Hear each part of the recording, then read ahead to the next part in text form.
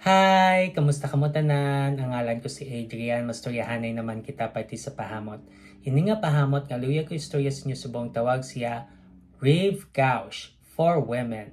Iyan ni siya ni Yves Saint Laurent. Te, pambabae ni siya pero kung luyag mo siya suksokon, bahala ka pag gusto ka. Ano ni siya klase nga pahamot? Bali, kakomplikado nga timpla sa mga puti nga bulak kag duhabon kung simutan. Kadamo-damo sing iya nga mga nota. Angay siya sa katamtaman nga panahon, ang temperatura nga para siya is between 60 to 80 degrees Fahrenheit o kung 16 to 27 degrees Celsius. Te, ano ang iya nga mga nota? For the top, we have aldehydes, green notes, honeysuckle, bergamot, peach, kag lemon.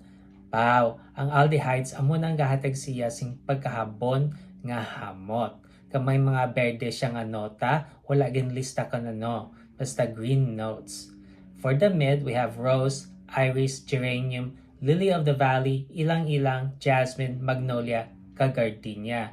Ang jasmine, magnolia, kag gardenia, mga puti nga bulak, amo gina sila ang imo nga masimutan.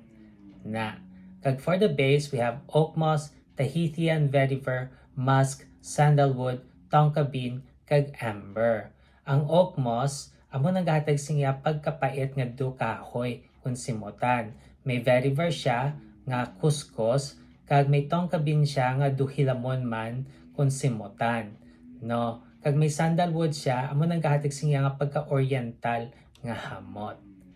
Te, kabay pa nga namian kamo sini nga pahamot, kag kung may iban pa kamo nga pahamot nga luyag istorya sa akon, ibilin lang sa comment section. Sa dason naman, bye-bye!